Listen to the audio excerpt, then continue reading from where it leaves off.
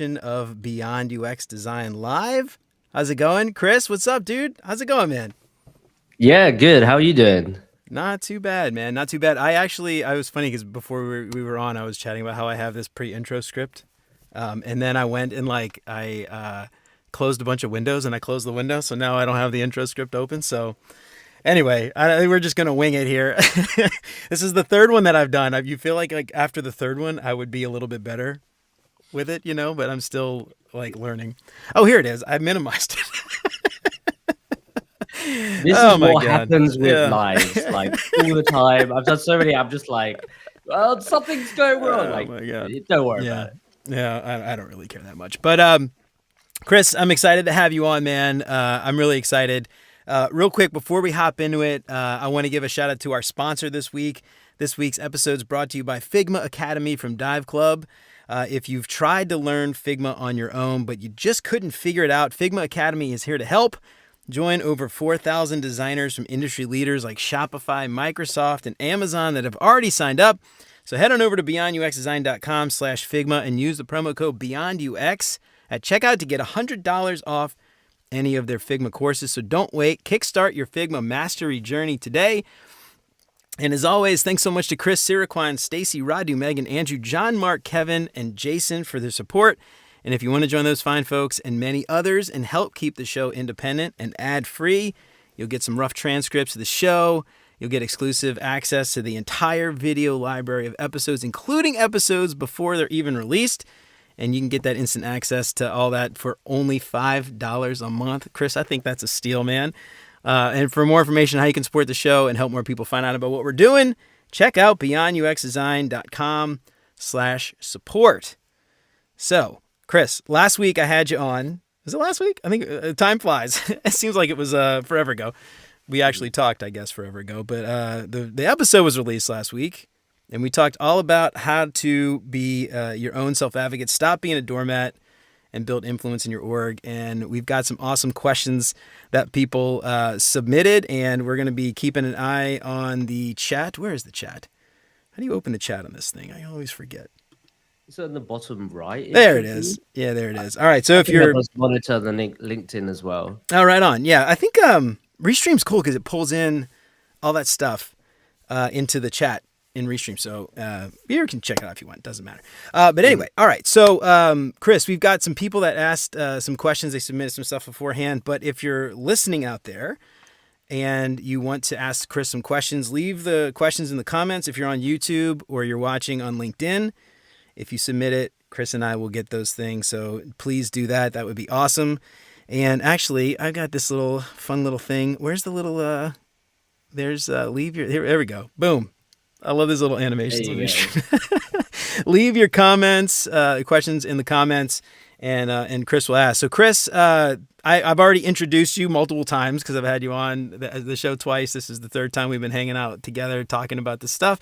So I don't think I need to give you another introduction, but you want to just hop into it, man. We got a ton of questions, and I think we'll probably take most of the time. Before we start, anything out there you want to let everybody know, like specific things you want them to ask you if they want to leave some questions in the comments. Anything specific you want people to? Sure. I mean, ask. yeah. So I'm a self-taught designer. So if any self-taught questions or queries about UX education, feel free to drop that in. And just kind of on the topic of saying no and pushing back to stakeholders, I think if we can keep on that topic, that'd be great. But if anything about UX education, I'll be happy to address as well. Sweet. Cool. All right. So we had some really awesome questions. First up, Clara sent in a question.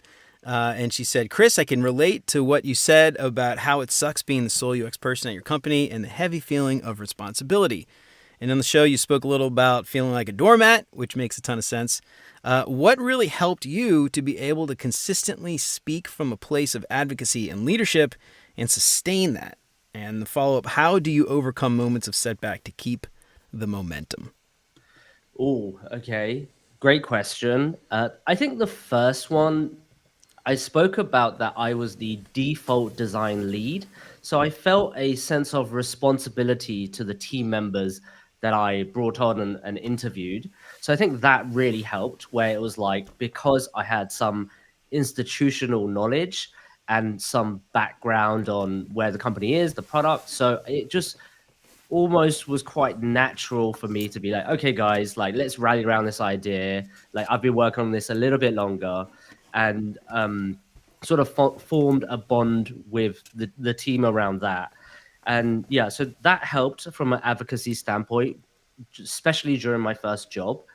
And then through my second job, we were in actually more of a mature design organization. Actually, probably the most mature one I've seen out there. So very lucky to join an organization like that. And from there, it was really credit to Wendy Johansson, my ex boss.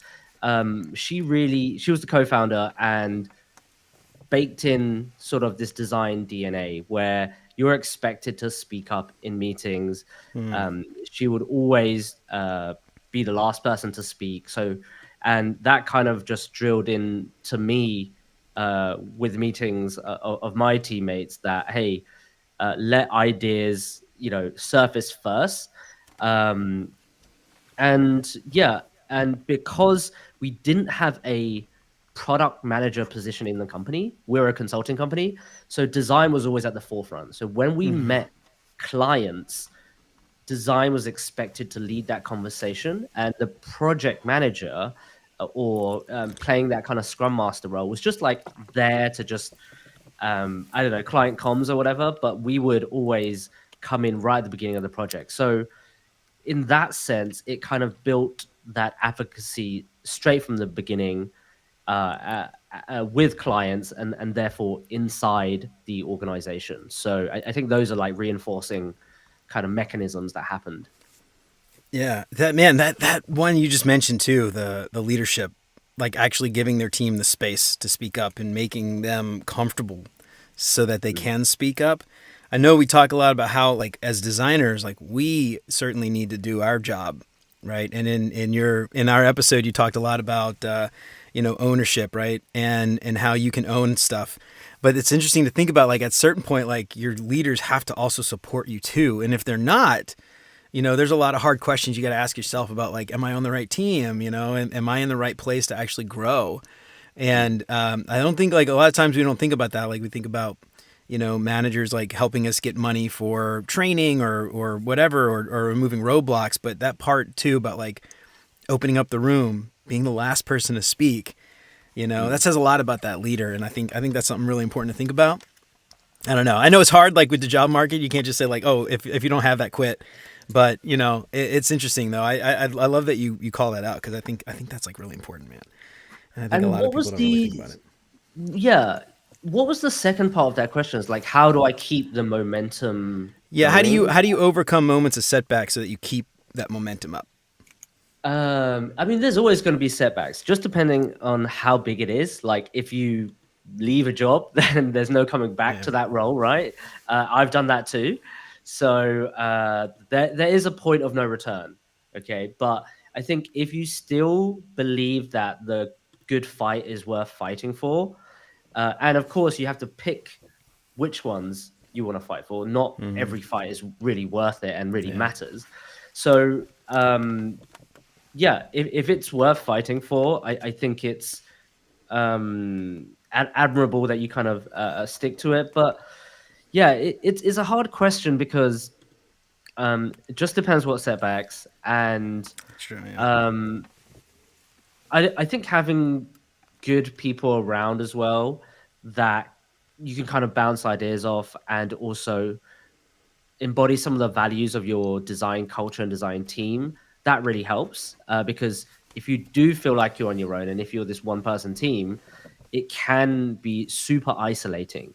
So we spoke about on the episode, find your friendlies. Who are these people in your organization that could help you sort of spread that message differently? Maybe it's a front end engineer, maybe it's a product manager, maybe it's a scrum master. So having those kind of key characters within your organization that you can kind of pull together and band together, hopefully will set that momentum going. But it's definitely harder than it sounds, of course, like all of this Yeah. is, right? Yeah. Right. So there's an element of trial and error as well. Yeah, yeah, Claire. If you're listening and you want to follow up with maybe a more specific thing, because like Chris said, I mean, it's hard. It depends, like what the setback is, So if you want to follow up with that and you have a specific thing, we'll touch on it later if you're around. All right, awesome answer, dude. All right, so this next one is from Abdullah.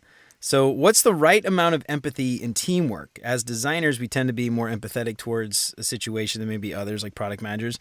But it doesn't always work out in our favor, and we end up compromising the experience at our ability to do great work. So, what's that right amount of empathy for your team versus empathy for your users? Because there's an opportunity cost there, obviously.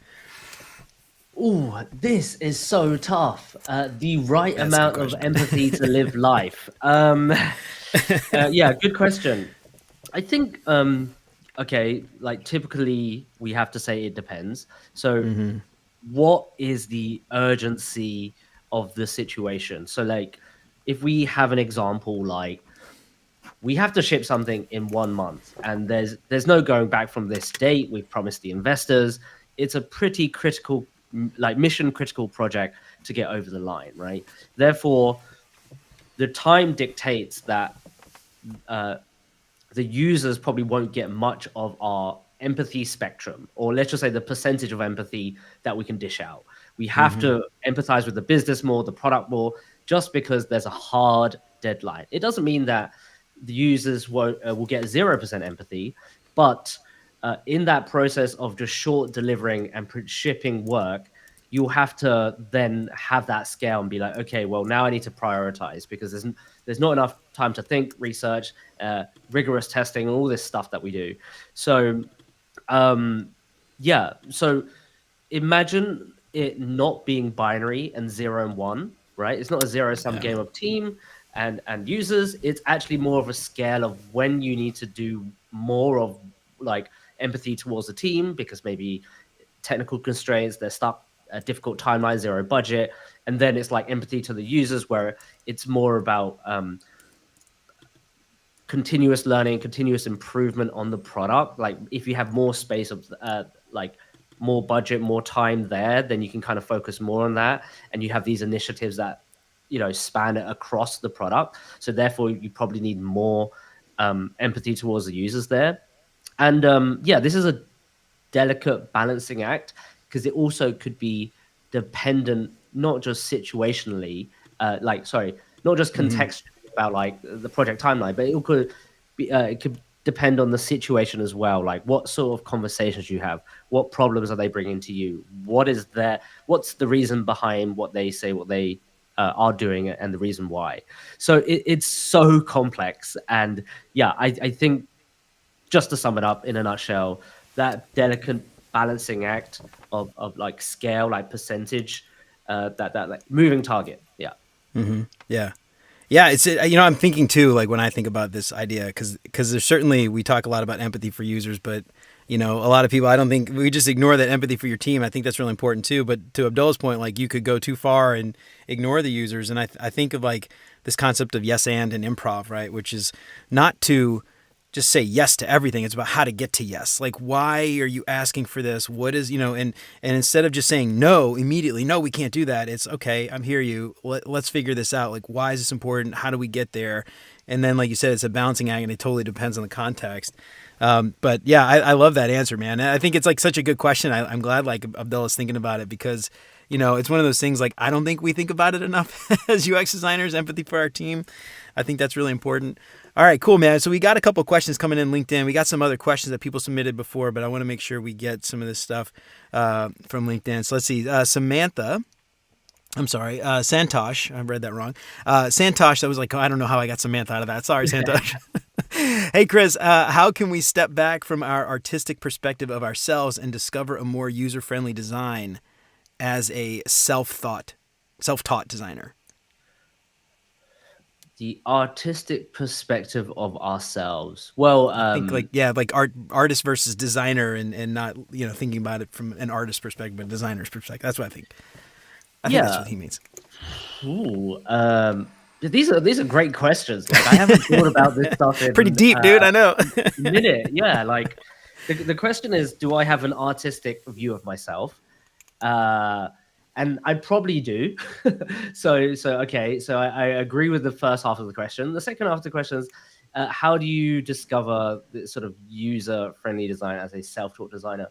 Um, Self-taught or not self-taught, I think going at design from a perspective of trying to solve someone else's problem, so outside of yourself, Mhm. right? So I think that's the approach that I think majority of self-taught or non-self-taught should take. The artistic perspective is that flair, that like maybe love of the craft, that kind of pizzazz that you want to put into the products that you ship out, right? So I think there's a healthy balance between both of them.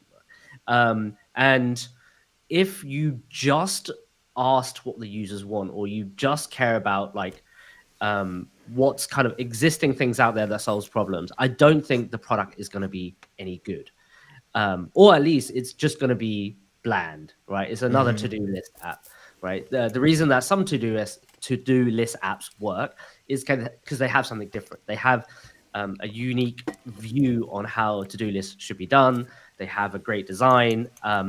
So it has to be a balance between both of them, and and yet again, I don't think this is binary where it's like art and design, like it's either one or the other. And I think we are uniquely positioned as people that are creative, that do design, that you can kind of intermingle them both in the products that you like launch. So you're not sacrificing like you shouldn't be sacrificing the user friendliness for this artistic perspective, right? It's just a Right. different way of Yeah. doing things.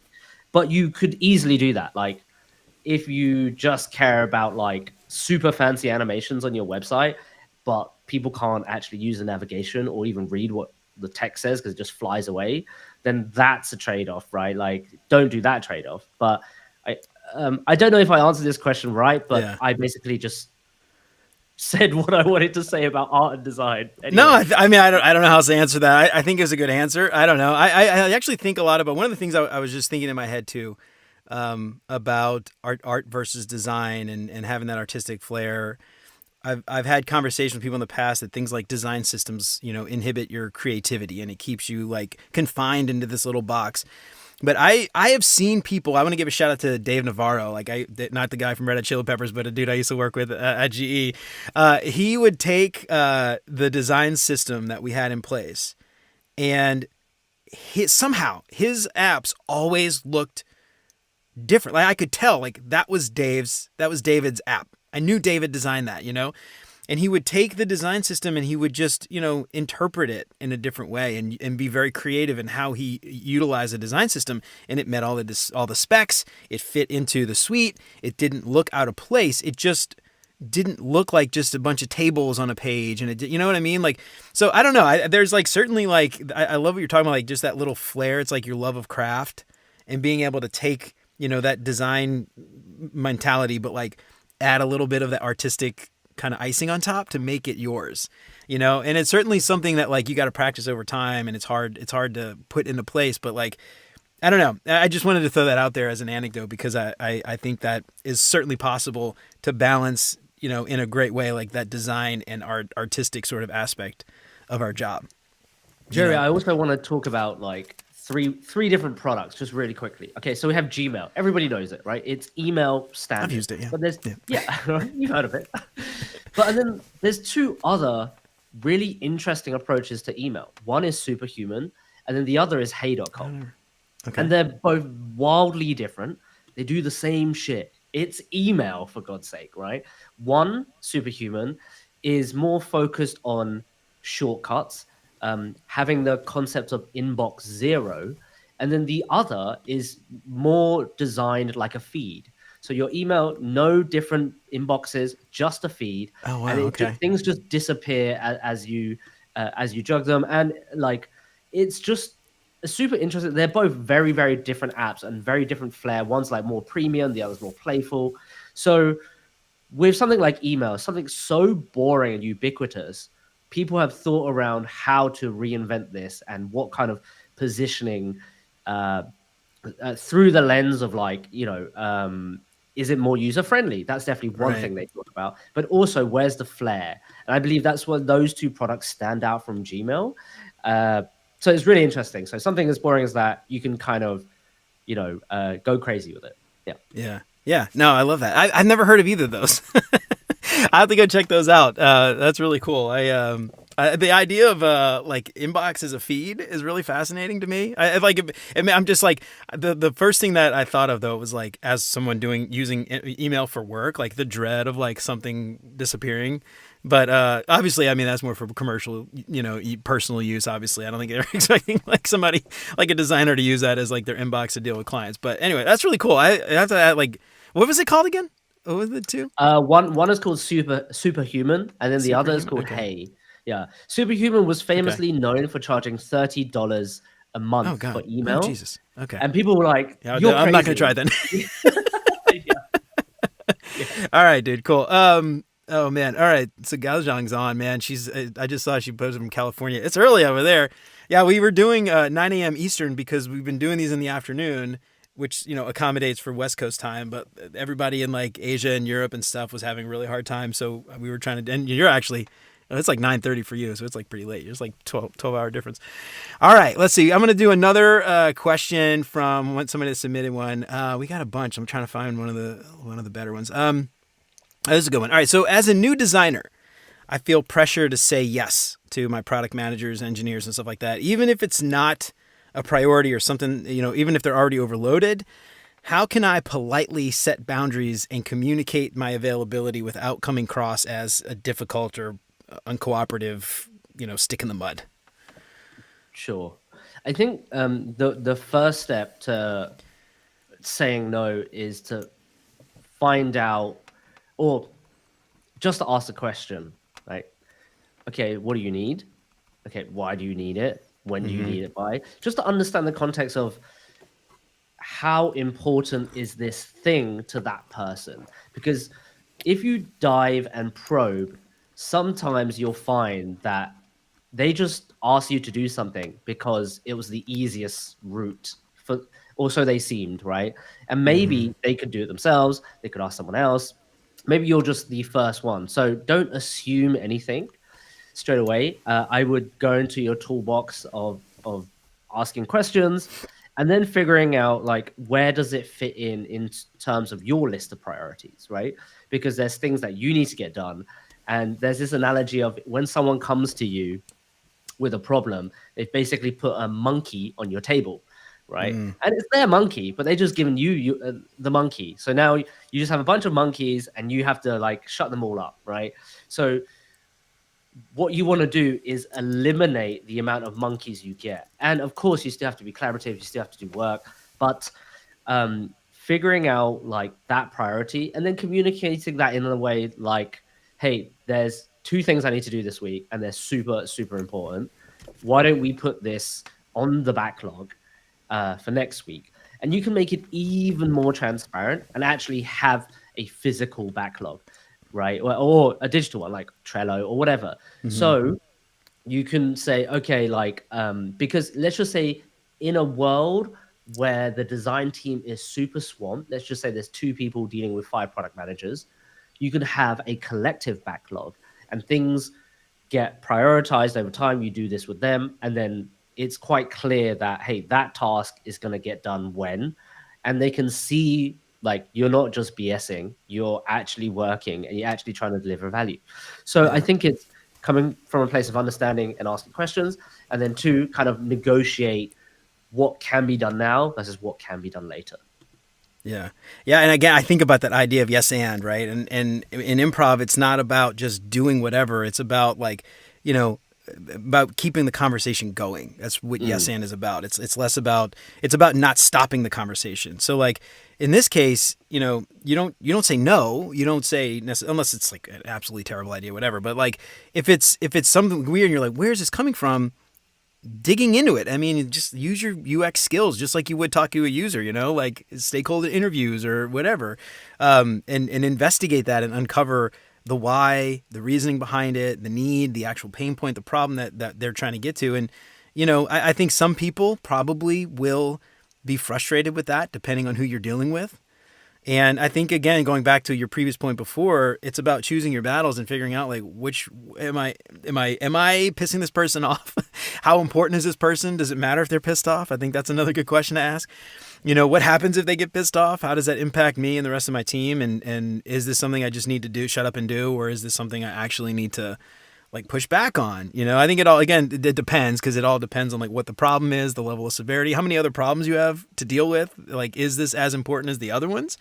And is this like the hill I want to die on? I mean, that's like something that I think about all the time. Gaozhang's got in the comments on LinkedIn a follow up to this question. Sure. How do I feel more comfortable when I challenge the product or UX designers, their ideas, right? So like in this case, it's less about challenging the stakeholders and more of other designers.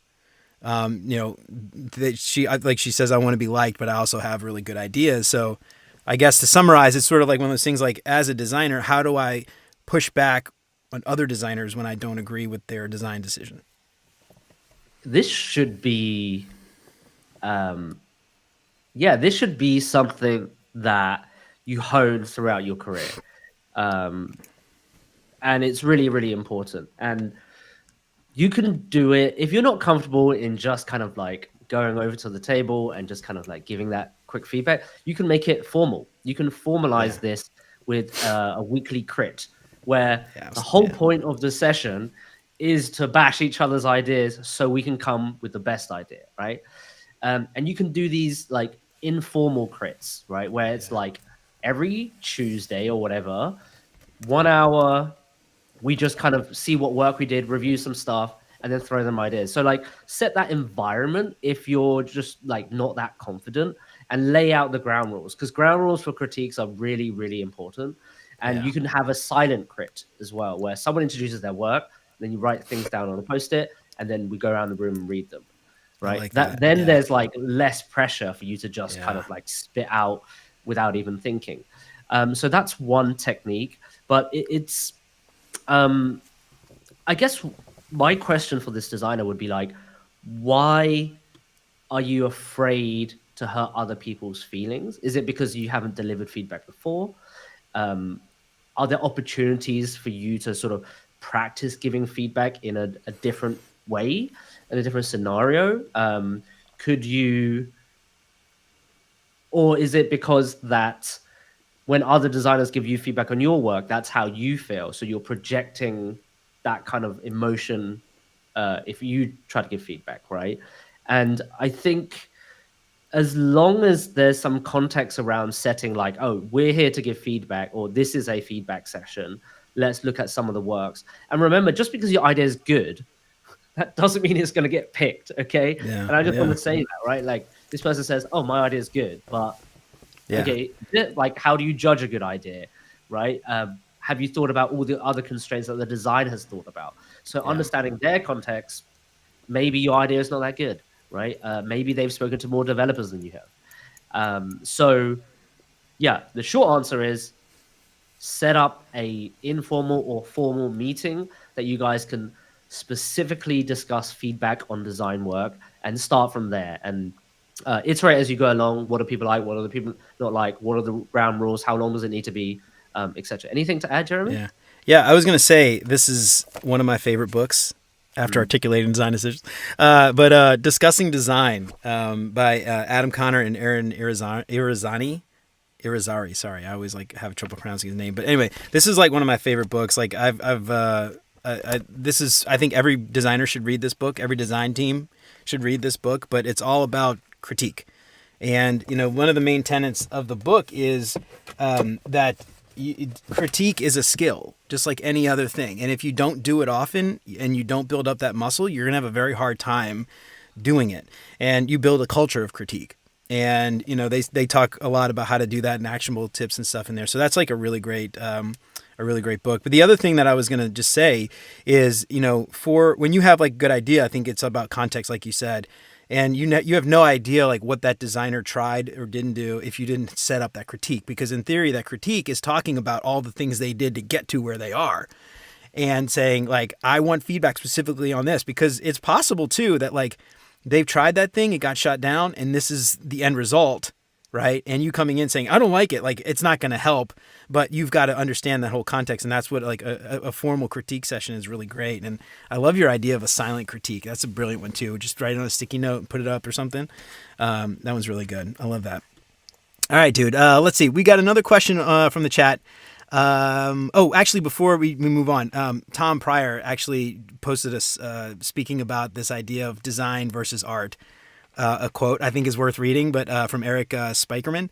For a designer, it's a good thing to have constraints, rules, clients, limited budget, specific audience, because if you don't have those, you stop being a designer and you're an artist and you're designing for yourself. I think I added that last part to myself. But anyway, Tom, that's an awesome quote. I really like that. Actually, this reminds me of my last episode last week where we talked about like this idea of process and how it constrains you with Rob Hamblin. So if you haven't listened to that episode last week, random that came up. But anyway, that's a good episode. All right, so let's see. Let me find this other question. All right, Joel Armstrong.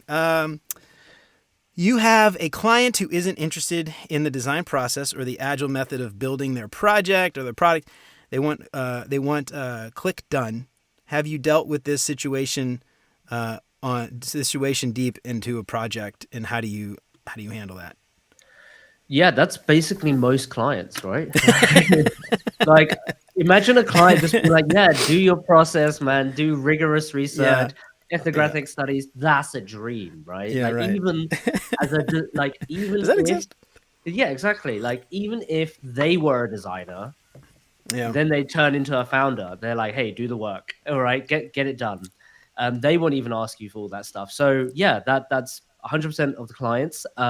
So then your job is to figure out, like, I think the first thing is like, just how much time do you have, right? How much time / resource do you have? Then everything basically works backwards from that. So for context, I got a client project, and in 2 weeks we had to come up with mock-ups for a sales tool, right? So guess how much user research we did in 2 weeks? Guess how Zero. much empathy there? Yeah, there you go. Right. So what we spent most of the time doing is actually understanding the context of the tool and how it would be used by certain people. Right. But we couldn't speak to those people. We had to lean on the client a lot to be the expert in the room and say, okay, well, what does it actually do? What are the problems it's trying to solve? And then also, what would excite investors, because that was also the goal of doing this project, right? So yeah, like, process for the sake of process is just useless.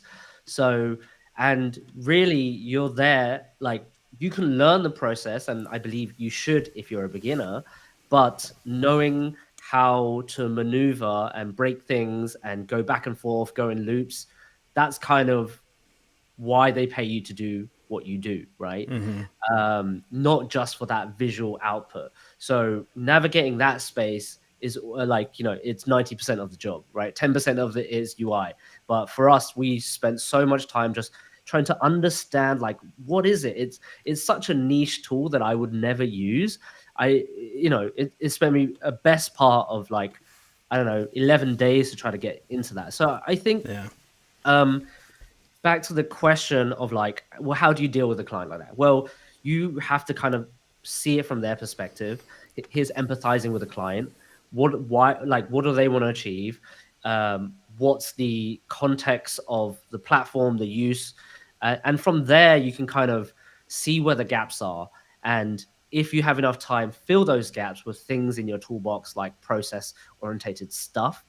But this, of course, requires practice of actually, doing that thing in the process and being like, is it useful now? So once you've tried to solve a problem many, many times, then you can then have freedom to be like, I don't need to solve this specific problem in the same way. And yeah, it's not about convincing the client that personas are great. It's more about, like, if we do personas, they better be valuable, and you better have a reason of why we did them that move the needle to success of the project. Yeah. I Yeah. think that's it. Yeah. Yeah, I like that a lot. Yeah, I think it's hard to say because it depends on every problem. But just like before, it's like just like you would with like stakeholders. Like investigating why. Like, what is the problem? Why are we doing this? Didn't have the time. Like, if they don't ship this thing, it doesn't matter one way or another because the world will end or something or whatever. You know what I mean? So it doesn't matter if you do this thing or that or whatever. So I think that's important to just get the context. Great answer, Chris. All right. So I saw somebody posted a question about the book. It was Discussing Design. It's an O'Reilly book. Mr. Lebowski potato head fell over. Discussing Design. Aaron Irizarry and Adam Connor. It's an O'Reilly book. This is the first edition. I don't know if they have, it's kind of one of the old ones, but anyway, really great book. Highly recommend it. And you should buy a copy for you and your team. Everybody should read it. All right, let's see. Next up, this is a really good question. This is from Kai. All right, so the design world, my design team seems to have its own unwritten rules in politics.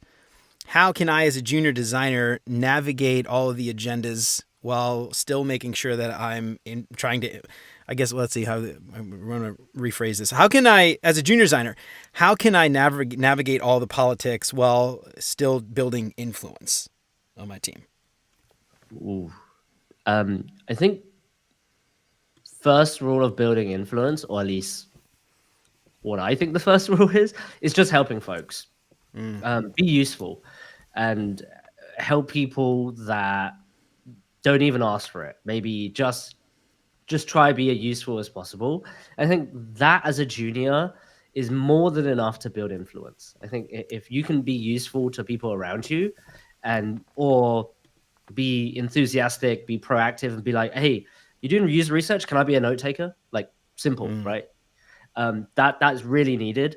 And automatically folks would just see you as someone useful and start pull you in conversations or projects together or little initiatives.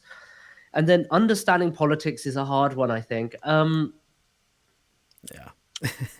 That's really hard. I think water cooler conversations, if you can get into them, then you have an interesting ear in terms of like knowing the lay of the land.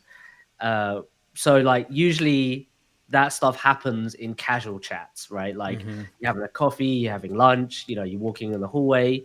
So if you wanted to really figure out like politically within your team, then grab people for 5-10 minutes and just do a coffee run or and just have some small talk. And quite commonly things will surface if there's like 3 of you. Something's gonna happen, right? Like someone's talking about something interesting. But the politics thing is really hard to navigate.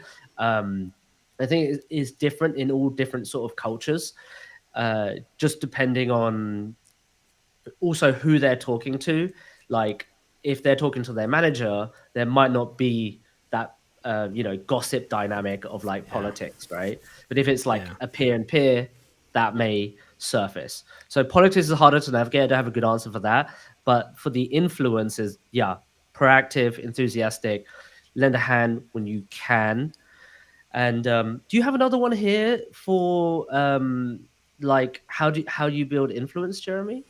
Yeah, well, I was going to say, like, for the politics, it's hard because it depends, especially as a junior designer, because generally junior designers have very little influence across the board, and especially when they're starting out of the company. And you have to build that kind of social capital up over time, right? And we talked a little bit about that in our episode, getting your name out and building that influence that way. But with the politics, the interesting thing, I think, is that it's all down to relationships, and politics is all about relationships. It's all about who you know. And if you've got trouble with somebody, right, the easiest way, the most straightforward way, I'll say that, not easy. The most straightforward way is to find other people who are also dealing with those same problems, because chances are good, if you're dealing with some issue, you're not the only one, especially in a larger team. So finding allies, finding people who might have the same problem who are higher level than you, and get them, and understanding that those people too, like that you're trying to deal with. And this goes down to stakeholder management, to be honest. And there's a lot of tools and stuff for this, but understanding who has their ear, who do they listen to, who can help influence them, and who do you know that can influence that person? And so like, it's like a chain almost, like finding those people and doing that. It's certainly not easy. It's certainly not straightforward. And the thing I want to throw out about politics too is like, this is something I hear people all the time say, oh, I hate big corporations. There's so much politics. Yes, but that certainly doesn't mean that the politics don't exist in small startups either. I mean, there's just as much, if not more, because that smaller team, certain bigger, like larger people have more power in those dynamics often. And so there's way more politics going on, I think, often in those smaller startups than there are. Like, there's certainly like power dynamics and power plays that happen in larger corporations where you've got like this sort of Byzantine, like stabbing people in the back to get a raise or promotion. But that doesn't mean there isn't politics in other places too. And I think it's different wherever you go. So like, it's really hard to say. I don't know. It's kind of one of those things where like every place is different and it's all about people. And this is why I say like all the time, like you can't build great software without great relationships, and you can't navigate those politics without great relationships and allies. And with something interesting, I think somebody mentioned this. Was it Priscilla? No, not Priscilla. Who was it? Loisel. I hope I didn't pronounce your name incorrectly, but she mentioned that like, the water cooler chat, like you said, like remote, how do you do that now? Like that was something that I miss so much about going into an office. And this is where I think like hybrid still has some value when you're going in and you overhear those conversations that you might not normally have heard, when everybody's DMing people in a private Slack channel. So, it's really hard to do that, especially now that we're remote, but you have to be more proactive about it, right? You have to like make an effort, right? You have to go out and actually say like, I'm going to make a contact with this person because otherwise I would never see them, right? So, you could use Slack, you could use like, different stuff like that. I think you mentioned, this is important, like the small talk. When you start a meeting, like when you're remote now, everybody wants to hop straight into this stuff, right? Like, but spend 5 minutes just bullshitting with your team for a minute. Like, oh, how was your weekend? Oh, how's your kids? Oh, you had that thing. Oh, your dog was sick. I hope they're doing all right. That kind of stuff. So important to build relationships, because when you build relationships and you have good relationships, those hard conversations become easier. And I think that's something that a lot of people forget. It's like, we're going to have hard conversations because software is hard. Building great software is hard. We're going to have hard conversations. So how do we make those hard conversations a little bit easier to have? Where I don't like dread giving someone bad news because I know them well and I know how they're going to react. Or more importantly, I know them well, so I know how to communicate the bad information in a way that will, maybe not, I don't know, set them off or whatever, right? So, can I just go on a small tangent here? Go ahead, dude. We got time. Yeah, of course. Small talk is absolutely amazing, and it's something that I saw project managers at my previous company and really good salespeople be amazing at it, right? And they would talk around, like, soon as we hit a client's office, small talk happens, right? And it's really casual, it's really fun. And even though, we're there to sell them, right, close this deal. And then every client meeting would always debrief on what they found out in the small talk, right? So everybody got context of like who that client is, what they cared about, and just things to bring up in casual conversations over lunch, or because we spend typically a whole day with them. And our sales team actually gets trained on small talk. And it was just so important as a rapport builder with potential folks that needed to trust you, because remember, you're trying to close a deal, you're trying to sell. So they harped on that message so much. And we got to see some of that when we were traveling with them and, presenting work. So that was just like amazing. And small talk is super, super important. And always start any meeting, if you've never met that person. Oh, yes. 2 minutes, dude. It will change the tone of the meeting. Yeah, absolutely. Yeah, better yet, if you're going to have a meeting with someone, it's a big, important meeting, and you've never met them, have 15 minutes a week before to just get to know them. Like, especially if they're like a big, important stakeholder and you're trying to like sell something to them. How do you know how to communicate? Because like that's the thing with like people. Everybody wants to communicate differently. We've all got different personalities. You take a DISC assessment, you might be high D, high I, whatever. There's a million of those personality type tests where, and every one of them likes to be communicated in different ways. Like I used to work with a guy, for instance, that would, if I would send him an email, and I'm pretty long winded, you could probably tell from my LinkedIn posts, they're very long, but like, I'm a long form writer kind of thing. So I would send emails and they'd be like 3 or 4 paragraphs, very detailed, all this stuff. And he would just respond to the first sentence. He would never read past the first sentence. So like I started like realizing like, okay, this guy, I got to do a bullet TLDR at the top with a couple bullet points and then summarize stuff for everybody else on the call or on the email, because some of the people did like to see the data. So like all depends on who you're talking to. You got to understand how. And if you don't know how to talk to them, how are you going to convince them and influence them? That's the thing. You can't, there's no one size fits all rule to influence, right? Like everybody, right. Otherwise, like elections would always be 100% because someone would influence everybody to vote for them, right? So like, that's not how it works. It works on some people it doesn't. So you have to know who you're talking to. So anyway, great advice. I love that. All right, so we got time for maybe one more question, and then I've got some additional this or that questions. I know so we did them, and man, I've had you on 3 times, various things. The first time I asked you the 5 questions I ask everybody, then I asked you like this or that questions. I'm like, now I don't know what to do. I gotta like figure out some other thing, and I waited to the last minute. So yeah, I know, dude. So I got like this or that questions and more of this or that question. Anyway, some people probably haven't heard it. I think they're funny. All right, so this is a really good question. This from Layla. I often second guess my ideas as a junior designer, and I hesitate to push back on my own design, I push back on design decisions that I don't agree with because I don't feel comfortable. What advice did you give for, as a junior, building confidence to advocate for my own perspective, especially when I'm on a team with more senior team members? That's a good question. Yeah, that's a good question. I'm just trying to think on how I built up confidence over time. And I think it was the rhythm of shopping the design around. I think sometimes when we don't practice shopping our design around or showing it and talking about it, we don't actually know what we think, right? Like 9 times out of 10, we probably didn't write down why we designed the way things designed, right? But in our head, we're like, oh yeah, like actually, I don't like that decision. I think I should push back, but I'm not really sure what to say. So to build that muscle of being more sure of what to say, then you have to talk more about your design, right? So I think if it, because it is quite nerve-wracking at first. So I think what you need to do is almost over prepare. Okay. So when you have, let's just say you've produced a design and you're ready for feedback. So then you would maybe build a deck and write down exactly why you did what you did. Right. And then don't present that first to the person that's going to approve. No, do it to a teammate, a peer, do it to a developer, do it to somebody around there that can give you feedback on potentially what to improve on, but what their thoughts are. And then based on the inputs, then you can kind of refine your messaging. Is your thinking right? Or are you still, adamant on this decision? Versus, oh, there's some good points that I might have not considered that then I can include in my argument to present to someone else.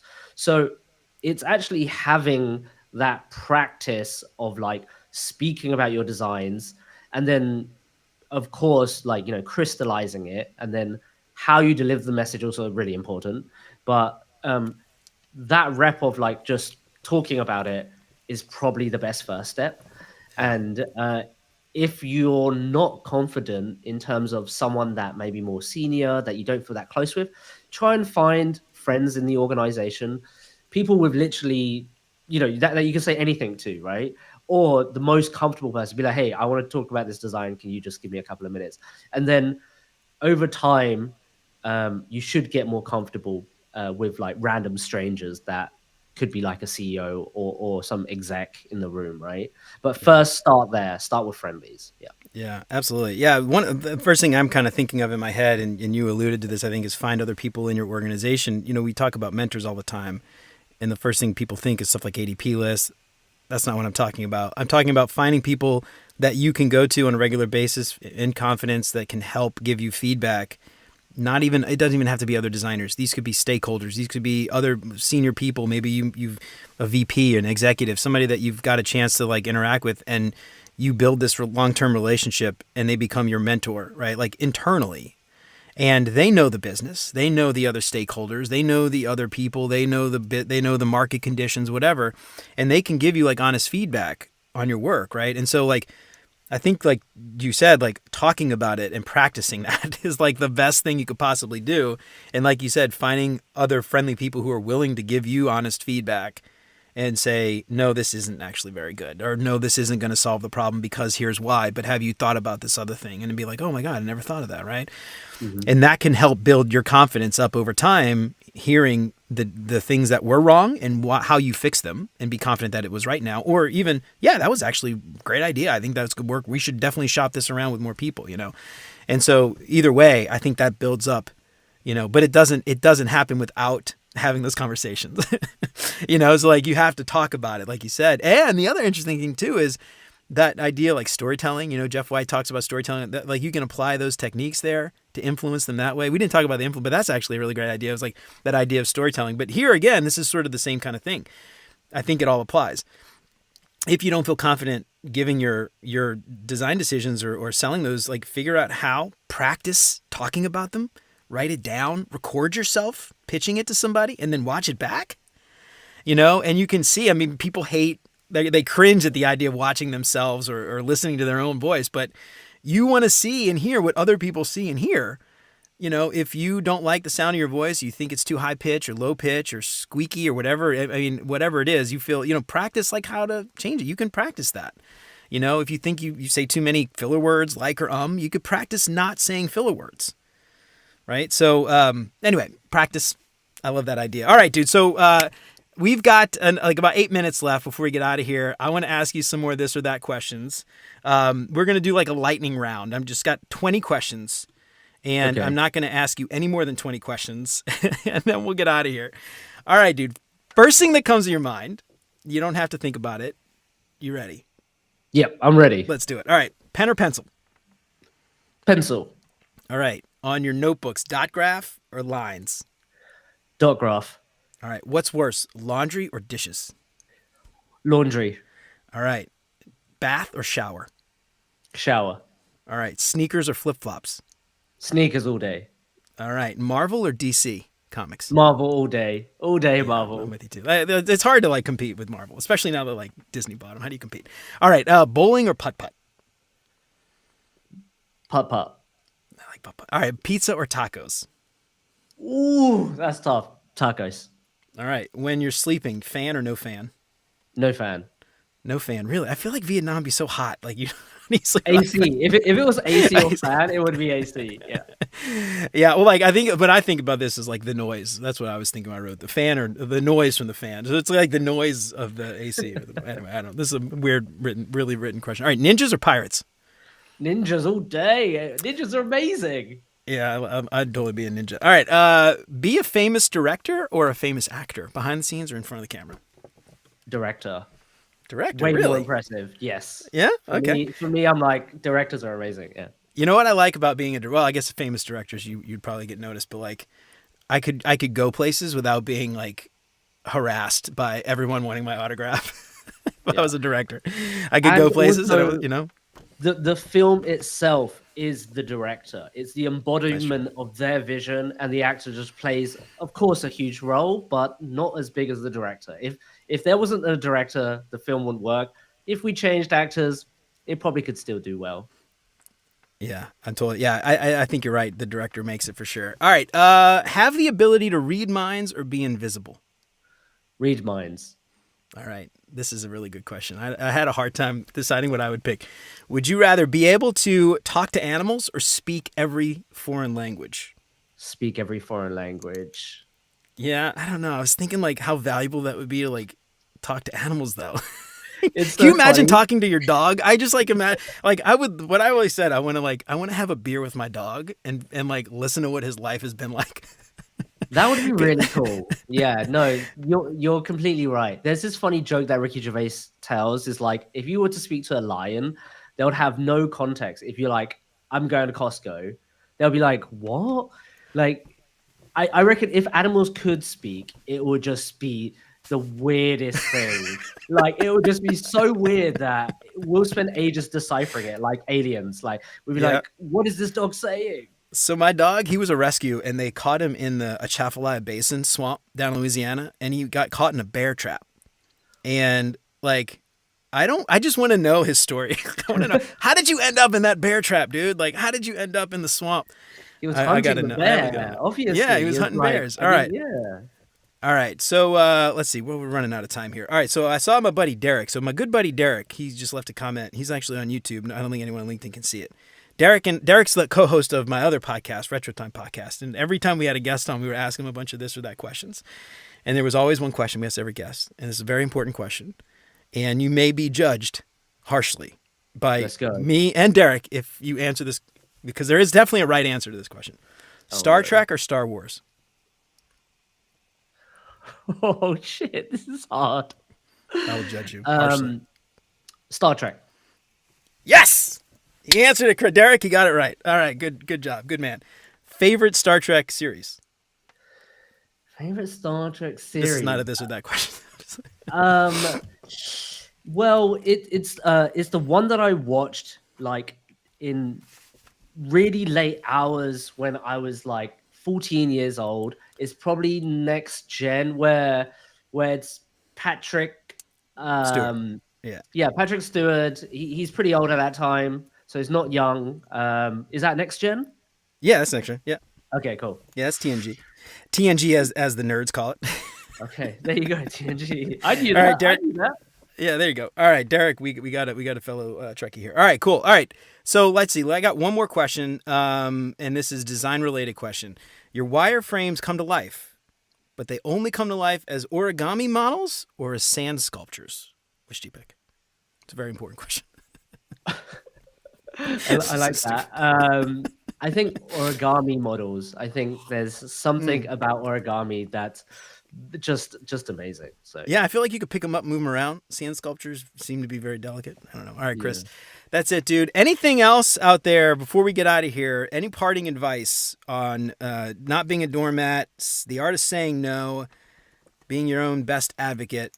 Anything out you wanna give before we get out of here? Yeah, I think the through line to all of this, this all takes a lot of practice. And I think if you swallow what you want to say too much, it could be detrimental. So I think start small, but remember building that rhythm of like, I'm a designer, I belong here, I've soaked in all this context with my work, and so therefore I have a right to have an opinion, right? And that's really all you want, right? Not that your opinion's right, but your right to have an opinion. So however you get there is going to take a lot of practice and a lot of like, I'm not sure of myself, but you have to get there, right? That's fundamental to your career and also being a human. So you might as well start soon. And yeah, that would be it. Just practice. It's going to be uncomfortable, but the more you sort of chip away at this stone, the more chisel it becomes. Okay. Yeah. Oh, I love that. That's great advice, dude. All right. Awesome, man. Before we do get out of here too, one more time. Well, not one more time because I didn't ask you the first time. Give yourself a plug, UX Playbook and all that stuff. Let everybody know about the job sprint that launched this week. And yeah, give all your stuff a plug, man. Sure, man. So you can find me on LinkedIn, but also uxplaybook.org. We just launched the job sprint. I spent so much time thinking about this, probably 2 years in development, 6 months working on it every single day, 165 videos.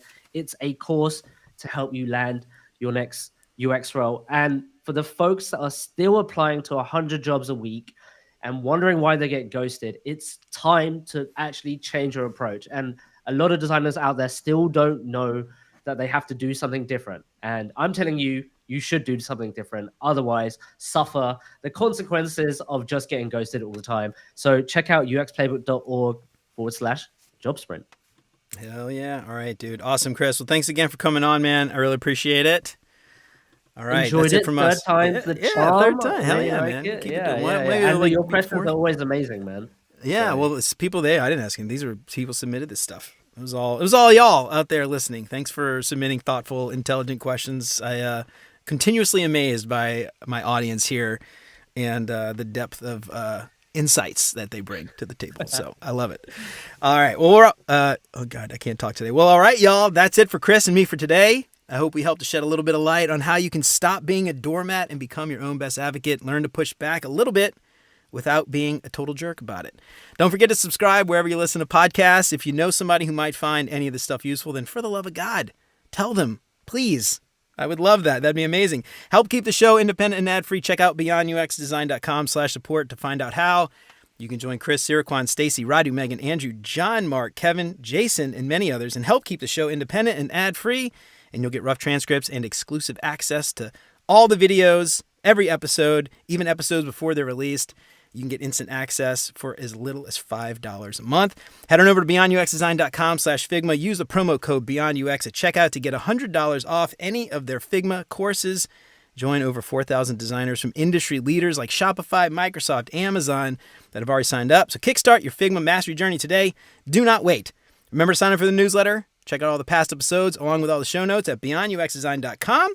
You can go to beyonduxdesign.com/events to watch the recording of this. Probably in like an hour, it'll be there. I hope you keep coming back for more great UX tips from Beyond UX Design. And until next time, remember, you're more than a designer because there's more to UX and design. Chris and I will see you around. Take care, y'all. That's it. All right, dude. How do I got to do this outro video. Where did it go? Where's my thing? Here it is. All right. See you guys.